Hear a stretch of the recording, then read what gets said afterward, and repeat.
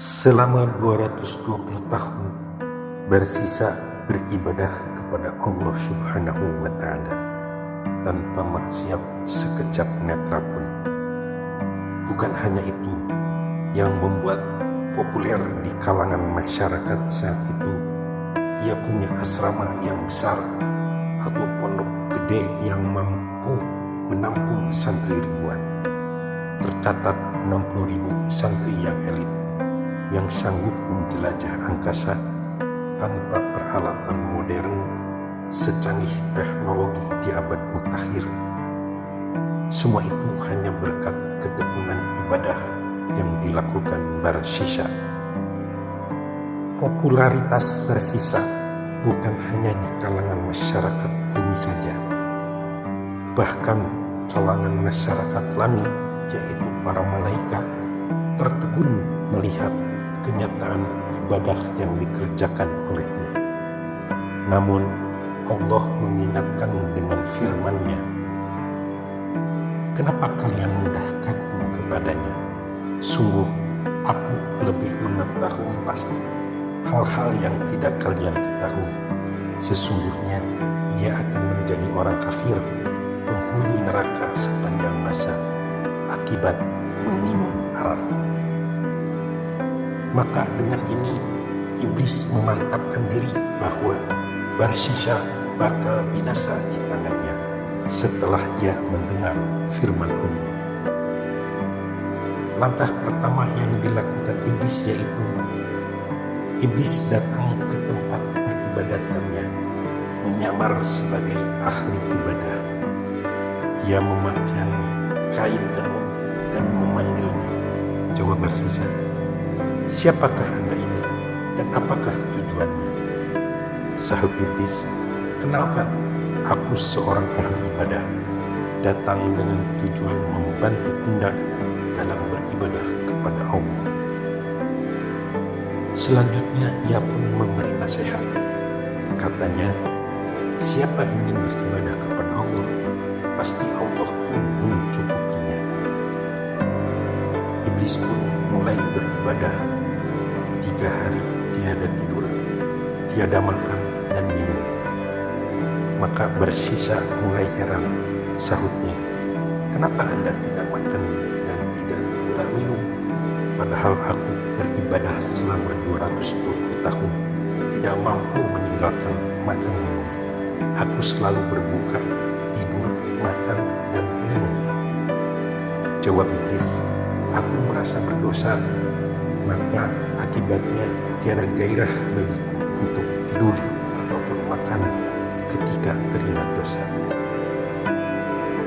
Barsisa bertanya, "Resep apakah yang Anda pakai supaya aku dapat menyamai Anda?" Jawabnya, "Mulai berangkatlah kamu bermaksiat kepada Allah, kemudian bertaubatlah kepadanya, sebab Dia pengasih. Nanti sesudah itu kamu bakal mampu membuktikan kelezatan beribadah atau halawah taat." Sahut Barsisa, "Cara apa yang harus ditempuh?" "Berzina." Sahut Barsisa, "Aku tidak dapat berbuat itu." Jawab iblis, "Membunuh seorang mukmin?" Sahut Barsisa, "Itu pun aku tidak dapat melakukannya." Jawab iblis, "Minum arak memabukkan, kelihatan sepele, tapi Allah memusuhi." Sahut Barsisa, "Kemana aku harus mencari?" Jawab iblis, "Pergilah ke kota Anu." Maka Barsisa pun mematuhinya, berangkat menuju kota tertentu sesuai petunjuk iblis. Di tengah perjalanan ia tertarik memandang wajah wanita cantik penjual arak.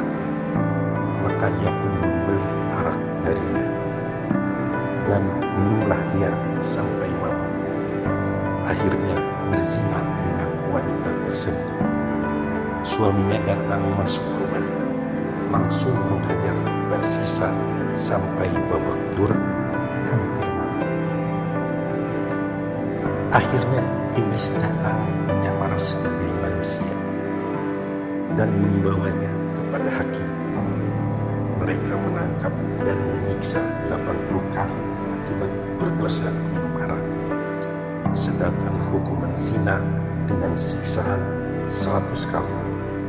Bahkan masih harus disalib sebagai balasan. Tatkala disalib, iblis pun datang kepadanya menyamar manusia. Katanya, "Bagaimana keadaanmu?" Jawab Barsisa, "Demikianlah penderitaan bagi orang yang mematuhi orang jahat." Kata iblis, "Aku menderita bencana akibat ulahmu selama 220 tahun, dan hingga engkau disalib. Kalau kamu ingin turun, maka akan aku turunkan." Jawab Barsisa, "Ya, aku ingin turun dari disalib, dan apa kemauanmu pasti kuturuti." Sahut iblis, "Bersujudlah 1 kali saja kepadaku." Jawab Barsisa, "Aku tidak dapat melakukannya, sebab aku tengah disalib." Kata iblis, "Cukuplah dengan isyarat." Maka sujudlah Barsisa kepada iblis, dan menjadi kafirlah ia. Bahkan ia mati tanpa iman. Na'udzubillah min dzalik.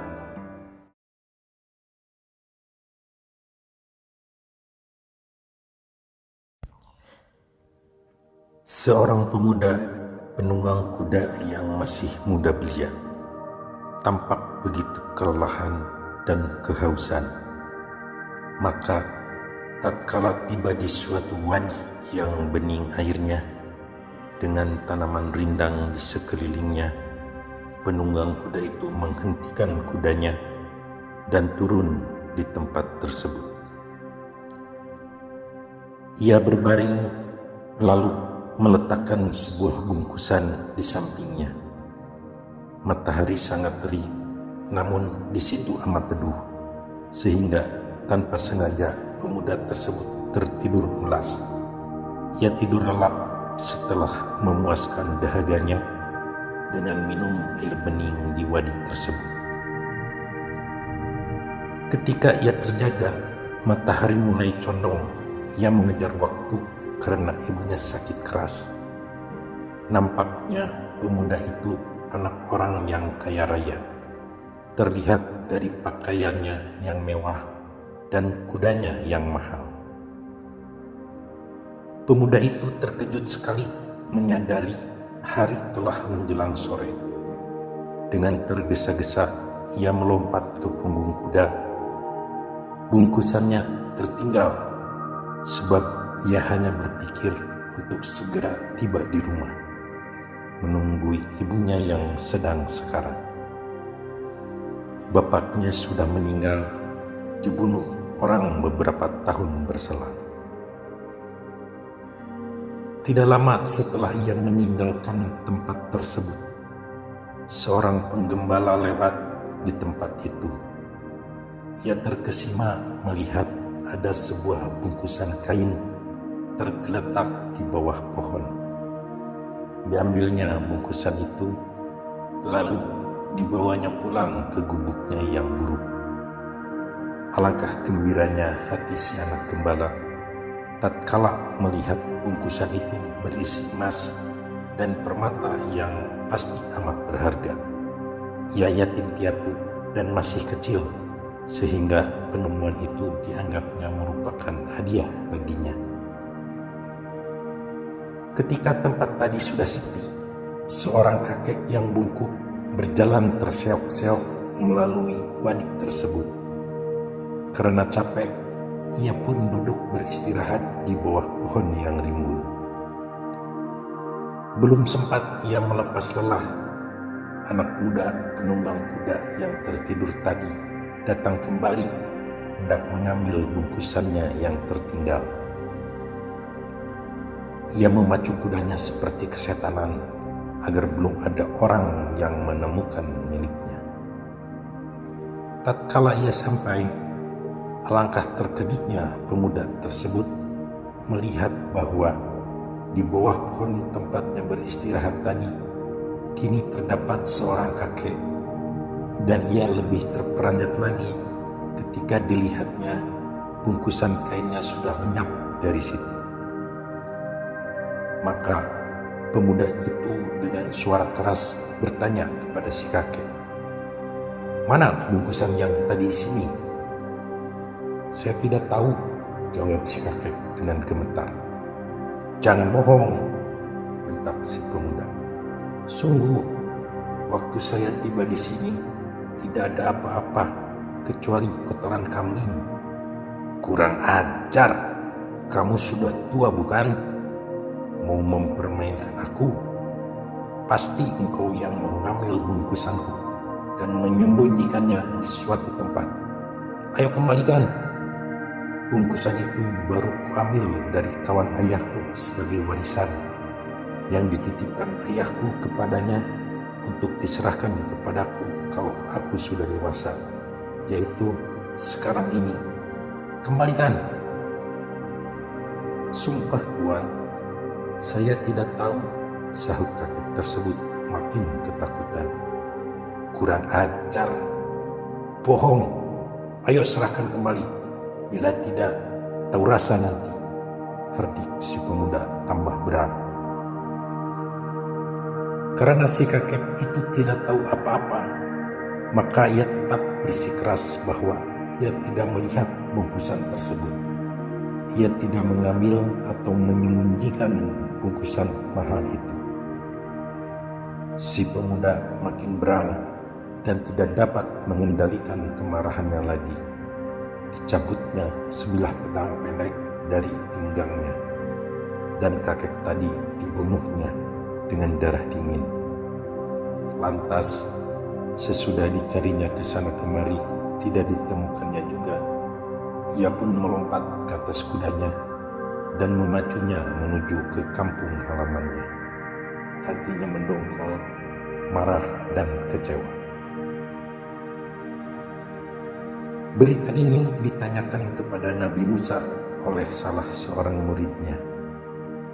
"Wahai Nabiullah, bukankah cerita tersebut justru menunjukkan ketidakadilan Tuhan?" "Maksudmu?" tanya Nabi Musa. "Kakek itu tidak berdosa, tetapi harus menanggung malapetaka yang tidak patut diterimanya. Sedangkan si anak gembala yang mengantongi harta itu malah bebas, tidak mendapatkan balasan setimpal." "Tuhan tidak adil," ucap Nabi Musa terbelalak. "Masya Allah, dengarkan baik-baik latar belakangnya. Tanpa setahu yang mengalami peristiwa tersebut, sebenarnya rentetan kejadiannya itu adalah bukti keadilan Tuhan dengan membalas perbuatan hamba-Nya." Kemudian Nabi Musa pun berkisah, "Ketahuilah, dahulu ada seorang petani hartawan dirampok semua perhiasan dan harta benda miliknya oleh 2 orang bandit kejam. Setelah berhasil dalam mengambil harta rampokan itu, terjadilah kecurangan. Salah seorang bandit itu sangat tamak, sehingga harta rampasan tersebut dikuasainya sendiri. Maka bandit yang kedua pun jadi marah dan dendam, sehingga pada suatu hari bandit yang serakah itu dibunuh kawannya. Dia adalah kakek bungku yang dibantai oleh si pemuda penunggang kuda tadi. Dan siapa pula bandit pertama yang dibunuh? Dia adalah ayah dari pemuda yang membunuh si kakek. Di sini berarti nyawa dibayar dengan nyawa. Adapun petani hartawan yang hartanya dikuras oleh kedua bandit kejam tersebut adalah ayah dari anak yatim piatu yang menemukan dan membawa pulang bungkusan kain tadi. Itulah keadilan Tuhan juga. Harta kekayaan telah kembali kepada yang berhak, dan kejahatan kedua bandit kejam tersebut telah memperoleh balasan yang setimpal, meskipun peristiwanya tidak berlangsung tepat pada saatnya, namun sesuai dengan kejahatan mereka.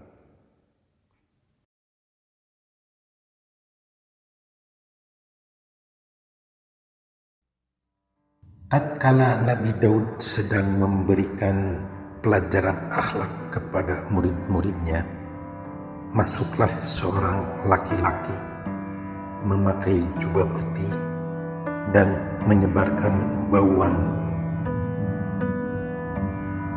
Laki-laki berjenggot itu mengucapkan salam kepada Nabi Daud, tetapi Nabi Daud tidak peduli, apalagi menjawab salamnya. Ia terus menyampaikan pelajarannya tanpa melirik sedikit pun kepada tamu yang baru tiba itu. Laki-laki tersebut lantas mengerjakan salat sesuai dengan syariat yang berlaku pada waktu itu. Setelah melakukan ruku dan sujud, laki-laki itu mengangkat kedua tangannya dan berdoa. Nabi Daud tetap melanjutkan wejangan-wejangannya tanpa memberi kesempatan kepada tamu itu untuk berkenalan atau para muridnya mengambil perhatian kepadanya. Semua murid Nabi Daud merasa tidak enak di depan laki-laki asing tadi dan menganggap Nabi Daud tidak memberikan contoh yang baik. Pria berjubah bersih tersebut terdengar menangis terseduh-seduh ketika berdoa. Sesudah itu ia berdiri lalu keluar dari sinagog tempat peribadatan mereka setelah meminta diri dengan mengucapkan salam. Namun Nabi Daud tetap tidak menaruh hormat sama sekali. Semua murid Nabi Daud sangat iba melihat nasib tamu yang malang barusan.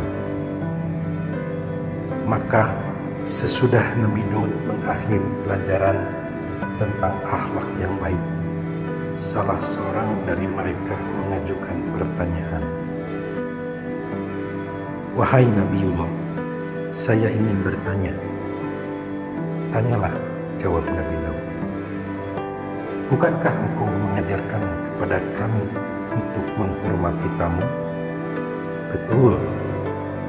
Tetapi mengapa engkau tidak memperlihatkan akhlak terpuji kepada tamu?" sahut si murid. Kemudian Nabi Daud menjawab, "Sebab dia tidak tahu budi pekerti. Apakah kalian tidak ingat bagaimana caranya memasuki majelis tatkala guru sedang mengajar? Mula-mula kaki kanan melangkah lebih dulu sebagai tanda menghormati sinagog kita. Kemudian tidak seharusnya dia mengucapkan salam, melainkan langsung duduk dan ikut mendengarkan. Barangkali dia belum tahu tata caranya," jawab si murid. "Tapi jubah dan surbannya menunjukkan seolah-olah dia orang alim, bukan? Apakah pantas kalau dia orang alim tidak mengetahui sopan santun memasuki tempat peribadatan dan tempat mengajar?" sanggah Nabi Daud. Orang seperti itulah yang akan menjatuhkan agama kita, karena tidak sesuai antara penampilan dengan sikapnya. "Tapi tadi dia sholat lama sekali," sahut si murid. "Itulah tanda kepalsuannya. Ia hanya ingin memamerkan kesalehannya, padahal dia bukan orang baik. Ia sholat buat kita, tidak buat Allah." Kemudian ia berdoa panjang sambil menangis. Apakah doa yang panjang menjamin keikhlasan? Bukankah Allah telah menyukai doa yang khusyuk dan yakin? Kalau ia ingin menangis, tidak selayaknya di depan kita, menangislah yang sedih di depan Allah ketika sendirian. Dalam sholat malam pada waktu orang lain tengah lelap dan tidak melihat tangisnya. Wajahnya mulus sekali seperti orang yang ikhlas. Pakaiannya serba putih, melambangkan warna hatinya. Apakah ia bukan orang yang takwa? Sahut si murid. Takwa tidak dilihat dari rupanya, juga tidak dilihat dari pakaiannya. Allah hanya melihat hati manusia dan dinilai dari perbuatannya, sesuai atau tidak dengan syariat dan adab agama. Manusia tidak dihargai dari bungkusnya, melainkan dari isinya, dari mutu kemanusiaannya. Dengan penjelasan tersebut, mengertilah murid-murid Nabi Daud bagaimana seharusnya menghayati agama dengan menjalankan semua ketentuannya, tidak sekedar membangga-banggakan melalui ucapan dan pernyataan.